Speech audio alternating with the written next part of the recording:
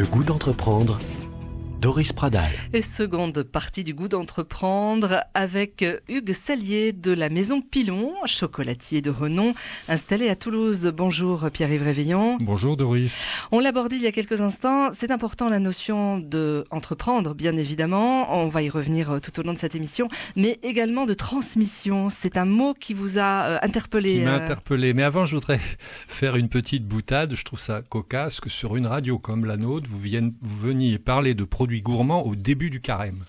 Et alors, je me suis fait une réflexion et je me suis dit, mais les produits gourmands, c'est Noël, c'est l'épiphanie, c'est Pâques, c'est les baptêmes, c'est les communions, c'est les mariages. C'est un marché énorme pour vous, non ? Mais tout à fait. Les périodes de fête sont pour nous primordiales. Et d'ailleurs, tout notre, je dirais, plan marketing, entre guillemets, parce que on est un peu comme dans la mode, on programme tout à l'année, fait que toutes nos gammes et nos produits sont travaillés en fonction de ces fêtes. D'accord. Alors, je reviens à la question de l'emploi, de la transmission. Alors, il se trouve que ce matin, je suis tombé sur un article de la Dépêche de 2015 où vous disiez que c'était difficile de trouver des vendeuses et des ouvriers et vous donniez une explication.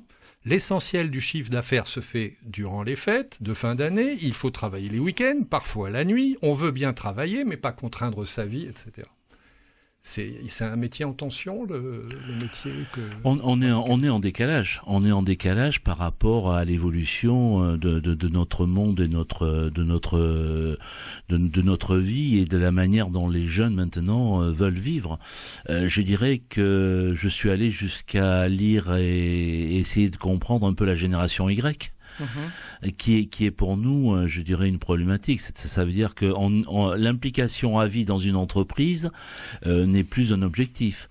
Par contre, quand il s'implique à fond. Mais combien de temps ça va durer, on ne le sait jamais. Du jour au lendemain, le tablier peut être posé sur la table et partir. Même si on a un enfant, même si on a acheté une maison, je l'ai vécu, c'est du vécu que je vous parle, même si on ne sait pas où on va au mois de septembre, en juin on donne sa démission. Alors qu'on a construit, on a bâti ensemble, on a formé des jeunes qui ont 25, 27, 32 ans et qui partent comme ça. Après, au bout de peut-être 6 mois, 1 an, ils ont envie de revenir, mais là c'est trop tard. Malheureusement, on peut pas refaire le monde. Donc ce monde évolue en termes d'état d'esprit et de continuité dans le désir des hommes. Et ce monde évolue aussi dans les modes de consommation. Vous parlez des fêtes, mais triste à dire, le dimanche se réduit un peu comme peau de chagrin. Malheureusement, les repas de famille sont de plus en plus restreints. On les trouve encore à Noël, à Pâques, sur les deux grandes fêtes, mais sur les moments festifs de fin d'année ou les moments de fête, notamment du dimanche, ça se trouve de plus en plus réduit. Voilà. Pierre, il veut une autre question. Je continue sur cette question de l'emploi. Vous disiez aussi, c'est un peu un métier de maso, exigeant qualité, régularité et passion. C'est quoi le plus important ? Je dirais la passion. Quand j'embauche quelqu'un, je donne l'étymologie du mot passion en grec et en latin, qui vient du mot pâtir. Alors il faut pas être, je dirais,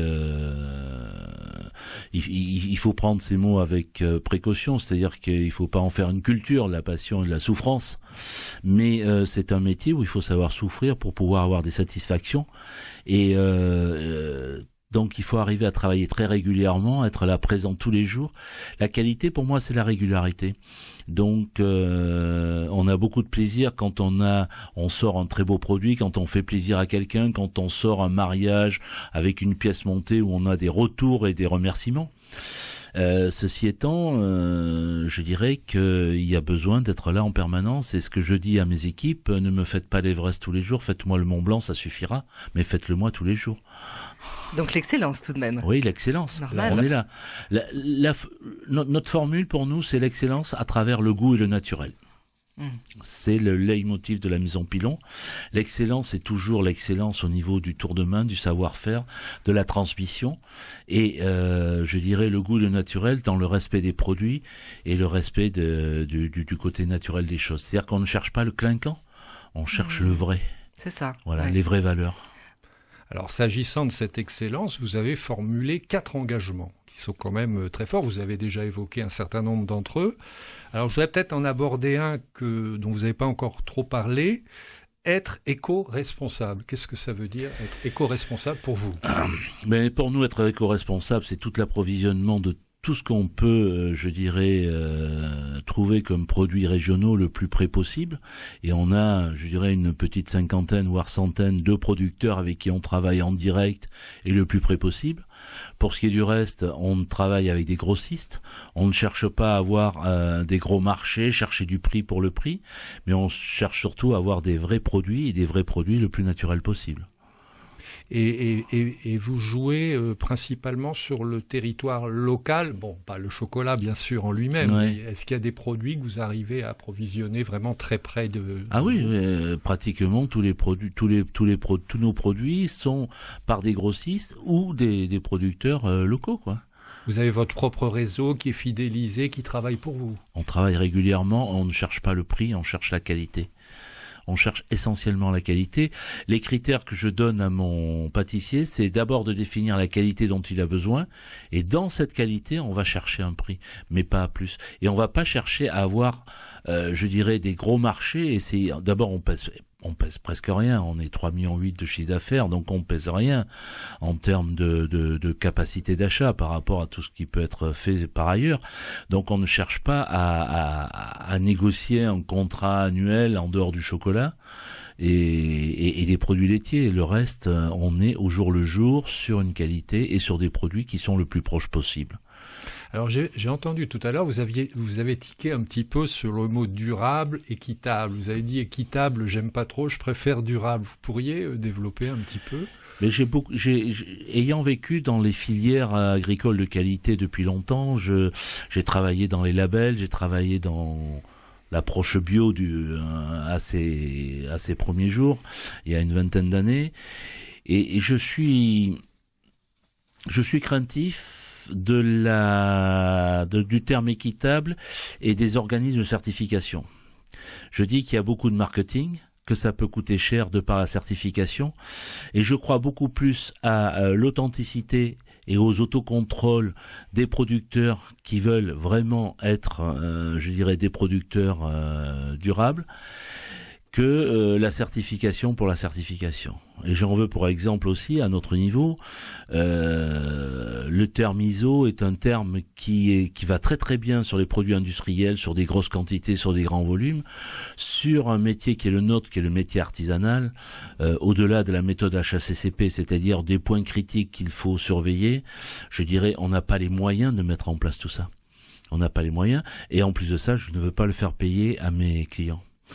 Mais est-ce qu'il n'y a pas, je vais peut-être dire une bêtise, est-ce qu'il n'y a pas dans le domaine de la chocolaterie l'équivalent de ce qu'on appelle les appellations contrôlées, par exemple pour le vin? C'est quand même des produits haut de gamme que vous faites. Labels. Ça n'existe pas? Par nature, le chocolat, et notamment le chocolat de cacao fin, est fait par des petits producteurs qui sont perdus dans la nature. Donc ça, c'est une première chose. La deuxième chose, la fève de cacao est enfermée dans une cabosse. Donc, au-delà d'avoir des traitements chimiques au niveau du terrain et donc que le cacaoyer aille chercher ses produits, actuellement, on est dans la forêt tropicale, dans des terrains qui sont meubles et neutres, et à partir de là, pour le moment, au niveau du cacao fin, on n'a pas trop de crainte à avoir. Par contre, il s'avère que maintenant, il y a une demande qui est de plus en plus forte. Il y a des cacaoculteurs comme les viticulteurs qui sont en train d'acheter des terrains, de mettre en place des espèces, et là il va falloir être un peu plus exigeant et contrôler de plus près. Des fèves de cacao OGM, c'est ça? Je ne sais pas, mais on est allé faire un petit tour au Brésil. Il y avait un centre de recherche avec une centaine d'ingénieurs qui travaillaient sur 1800 espèces différentes. Ouais. Ils ont été traumatisés par une maladie qui s'appelait le balai de la sorcière et qui a détruit pratiquement toute leur production et de numéro 2 de la production mondiale. Ils sont tombés à la 10e ou à la 7e ou à la 8e. Ils sont en train de remettre en place tout ça. Et il s'avère qu'ils font des recherches pour arriver, à progresser en termes de qualité, progresser en termes de productivité, dans la mesure où au niveau du cacao fin, les petits producteurs ont des rendements très très faibles de par la nature même du produit et des espèces. Et donc la manière, je dirais leur niveau de vie est en conséquence un peu mis en cause par moment. Et dans certains pays, ils avaient commencé à déplanter le cacao pour faire autre chose, du café, de l'EVA, voire de la banane ou ainsi de suite. Donc il faut qu'on soit prudent sur le niveau auquel on paye le cacao fin aux producteurs en fonction de leur qualité et du rendement qu'ils ont pour arriver à faire qu'ils s'en sortent. Moi, le durable, je le vois là-dedans.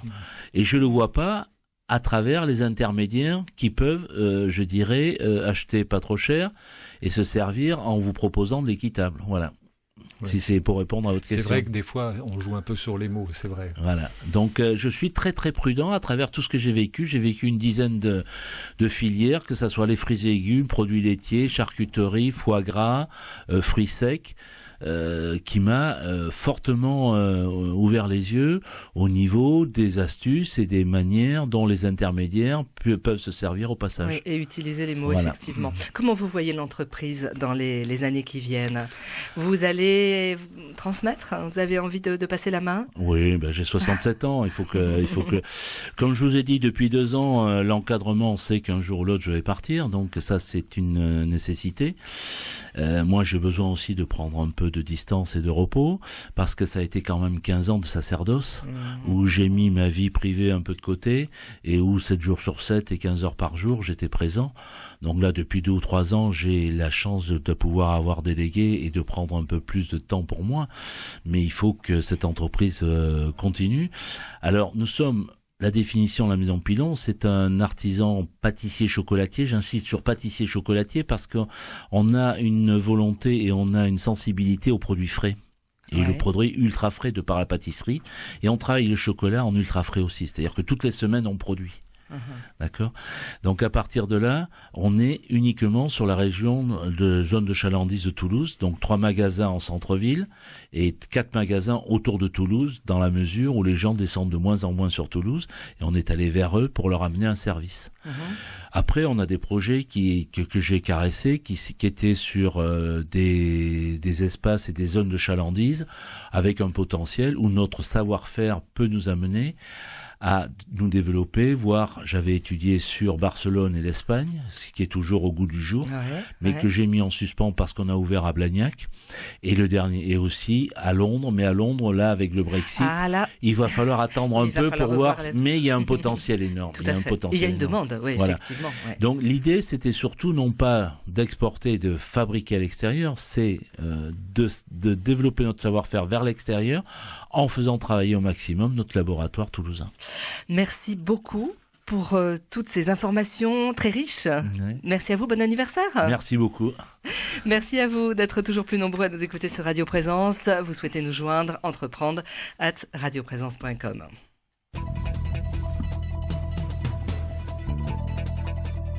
Retrouvez cette émission sur décideurenrégion.fr/midi-pyrénées. Le goût d'entreprendre, une émission en partenariat avec la Caisse d'épargne, la Banque des entreprises et des professionnels de Midi-Pyrénées.